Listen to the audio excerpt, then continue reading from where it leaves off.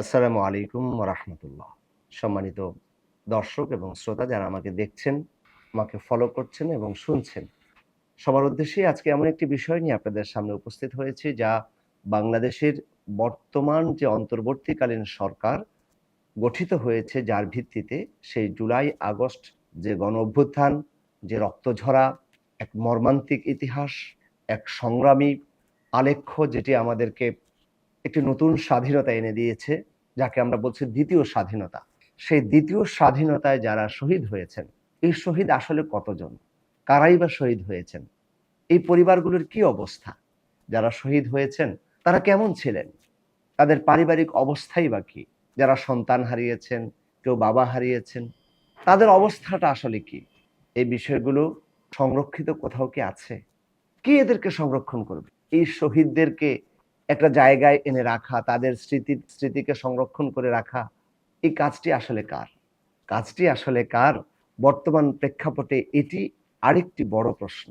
আমরা যে জুলাই অভ্যুত্থানের উপরে দাঁড়িয়ে আজকে উন্মুক্তভাবে স্বাধীনভাবে কথা বলতে পারছি, আজকে মঞ্চে দাঁড়িয়ে বড় আওয়াজ নিয়ে বক্তব্য দিচ্ছি, কখনো হুঙ্কার ছাড়ছি, কখনো সরকারকে হুমকি দিচ্ছি, ধমক দিচ্ছি, কখনো বিনা সংস্কারে নির্বাচনের কথা বলছি। আমাদের যাদের অফিসগুলো তালাবদ্ধ ছিল, আমাদের যারা দীর্ঘদিন কারাবরণ করেছিলেন, যারা রাস্তায় প্রকাশ্যে একটি মিছিল করতে পারত না, যারা নিজ ঘরে দীর্ঘ সময় ধরে ঘুমোতে পারেনি, আজ তারা সবাই উন্মুক্ত। রাজনীতির মাঠে ব্যাপক সরব। আজকে অনেক সুবিধাবাদী গ্রুপ, ব্যক্তি যারা তৈরি হয়েছে, তারা এই নতুন বাংলাদেশটাকে নতুনভাবে লুফে নিয়েছে। কিন্তু আমরা যাদের বদৌলতে এই বাংলাদেশটাকে পেয়েছি, যে জুলাই আগস্ট অভ্যুত্থানের মধ্য দিয়ে যে শহীদেরা আমাদের জন্য জীবন দিয়ে গেছেন একটি নতুন বাংলাদেশের জন্য, এখনো হাজার হাজার আহতরা হাসপাতালে কাতরাচ্ছেন, বাসায় অবস্থান করছেন, পঙ্গুত্ব বরণ করে আছে অসংখ্য মানুষ। এই মানুষগুলোর জন্য কি আমাদের করার কিছুই নেই? তাদেরকে আমরা এভাবেই ভুলে যাব? এদেরকে সংরক্ষণ কারা করবে? যারা সত্যিকার অর্থেই এই নতুন বাংলাদেশকে ধারণ করে, যারা সত্যিকার অর্থে দ্বিতীয় স্বাধীনতাকে, ফ্যাসিবাদ মুক্ত আন্দোলনের এই নতুন বাংলাদেশকে যারা সত্যিকার অর্থে ধারণ করে, তারা নিঃসন্দেহে ওই সকল শহীদদের বিরুদ্ধাচরণ করতে পারে না, ওই সকল শহীদদের চাওয়াকে কখনোই তুচ্ছ করে দেখতে পারে না। বরং তাদের জন্য কাজ করা এখন প্রত্যেকটি রাজনৈতিক দলের নৈতিক দায়িত্ব। সেই জায়গা থেকেই বলছি, আজ যে বিষয়টি নিয়ে মূলত কথা বলবো তা হলো এই যে জুলাই অভ্যুত্থানে যারা শহীদ হয়েছেন তাদের নিয়ে বাংলাদেশ জামায়াতে ইসলামী একটি ঐতিহাসিক কাজ করেছে। ইতিমধ্যে আপনারা দেখেছেন, বাংলাদেশ জামায়াতে ইসলামী দ্বিতীয় স্বাধীনতার শহীদদের নিয়ে এক শহীদ স্মারক 10 খণ্ডে বের করেছে। এই 10 খণ্ডে 691 জন শহীদদেরকে স্থান দেওয়া হয়েছে। বিভাগ ভিত্তিক সেই শহীদদের তালিকা, এই যে বইটি, এই বইটিতে সেই তালিকা রয়েছে। এই বইটিতে 691 জনের তালিকা রয়েছে এবং সেখানে বিভাগ ভিত্তিক ঢাকা বিভাগে কতজন আছেন, চট্টগ্রাম বিভাগে কতজন আছেন, সিলেটে কতজন আছেন, পুরো জিনিসটি কিন্তু এখানে দেয়া আছে। এবং এই বইটি করা হয়েছে একদম উন্নত মানের। এখানে ভেতরের যদি আমি পৃষ্ঠাগুলো দেখাই, প্রত্যেকটি পৃষ্ঠা হলো আর্ট পেপারে করা এবং মোট আর্ট পেপার, এবং সেখানে ছবিগুলো ঝকঝকে ছবি। সেখানে শহীদ পরিচিতি রয়েছে, তার শহীদের ঘটনা রয়েছে, তার ব্যক্তিগত জীবন নিয়ে কথা রয়েছে, তার এনআইডি রয়েছে, শহীদ হওয়ার কিছু ছবি রয়েছে, স্মৃতিময় কিছু বিষয় রয়েছে। এখানে পুরো বিষয়গুলোই এখানে দেওয়ার চেষ্টা করা হয়েছে, যেটি বাংলাদেশের এই জুলাই আগস্ট অভ্যুত্থানে জামায়াতে ইসলামীর মতো একটি রাজনৈতিক সংগঠন, একটি ইসলামী সংগঠন যেটি করেছে, যে নিঃসন্দেহে একটি ঐতিহাসিক কাজ। এটি একটি গুরুত্বপূর্ণ দলিল এই জুলাই আগস্ট অভ্যুত্থানের। কখনো যদি নতুন কোনো ফ্যাসিবাদ বা পুরনো কোনো ফ্যাসিবাদ আল্লাহ না করুক আবার এসে পড়ে, আর এই স্মৃতি যদি সংরক্ষণে না থাকে, তাহলে তারা সেটি মুছে দিতে পারে। তাহলে এই স্মৃতিকে সংরক্ষণ করা এখন প্রয়োজন ছিল। যারা এর সুবিধাভোগী তাদের উচিত ছিল এই স্মৃতিকে সংরক্ষণ করে সবচেয়ে বেশি কাজ করা এই শহীদদের নিয়ে। আজকের শহীদদের পরিবারগুলো কি চায় তা কিন্তু অনেকেই উপলব্ধি করেন না। শহীদদের পরিবারের চাওয়া কি? যারা জীবন দিয়েছে। আমরা দীর্ঘ বছর দেখেছি 1971 সালে আমাদের এই দেশটা, যে শহীদদের, যে মুক্তিযোদ্ধাদের আত্মত্যাগের মধ্য দিয়ে স্বাধীন হয়েছে, সেই মুক্তিযোদ্ধাদেরকে আমরা আমাদের মাথার তাজ বানিয়ে রেখেছিলাম। যে মুক্তিযোদ্ধারা জীবিত নেই তাদের নাতিপুতিরা পর্যন্ত সুবিধা পেয়েছে, আর যারা শহীদ হয়েছেন এই জুলাই আগস্ট অভ্যুত্থানে তাদের নিয়ে আমাদের যদি পরিকল্পনা না থাকে তাহলে আমাদের চাইতে অকৃতজ্ঞ জাতি আর হতে পারে না। আজকে আমরা অনেকেই ব্যক্তি স্বার্থ, রাজনৈতিক স্বার্থ, দলীয় স্বার্থ নিয়ে অন্ধ হয়ে যাচ্ছে, কিন্তু এই শহীদদের পরিবারগুলোর দিকে কি একবারও আমাদের দৃষ্টি দেওয়া হয়েছে? আমরা কতজন গিয়েছি, বাংলাদেশ জামায়াতে ইসলামী বারবার তাদের কাছে ছুটে গিয়েছে। আমরা শহীদদের পরিবারকে যখনই কথা বলেছি তখনই তারা বারবার একটি কথা বলতো যে বাংলাদেশ জামায়াত ইসলামী আমাদের কাছে বারবার আসে। জামায়াত ইসলামী একটি রাজনৈতিক সংগঠন, তার সাধ্যই বা কতটুকু, তার মধ্য থেকেও জামায়াত ইসলামী চেষ্টা করছে প্রতিটা মুহূর্তেই শহীদ পরিবারগুলোকে নিজেদের পরিবার হিসেবে তাদেরকে আপন করে নিতে। জামায়াত ইসলামীর সম্মানিত আমির ডাক্তার শফিকুর রহমান এই যে পবিত্র ঈদ উল ফিতর গেল, এই পুরো ঈদ উল ফিতরে তিনি ঈদ করেছেন শহীদ পরিবারগুলোর সাথে। এই কথাটি কেন স্মরণ করিয়ে দিচ্ছি?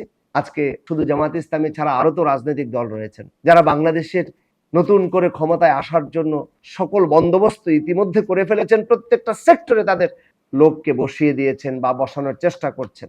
তাহলে আজকে তাদের কি দায়িত্ব নেই? বাংলাদেশ জামায়াত ইসলামের এই যে গ্রন্থ, এই যে শহীদ স্মারক, এটির ব্যাপারে আমি বিশিষ্ট ব্যক্তিদের কথা শুনেছি। আমরা প্রেস ক্লাবে যখন এটি উদ্বোধন হয় সেখানে সবাই ভূয়সী প্রশংসা করেছে জামায়াত ইসলামী, যে জামায়াত ইসলামীর মতো একটি সংগঠন এই কাজটি করতে পেরেছে। এর দায়িত্ব ছিল রাষ্ট্রের এটি করা, এই দায়িত্ব মূলত রাষ্ট্রের ছিল।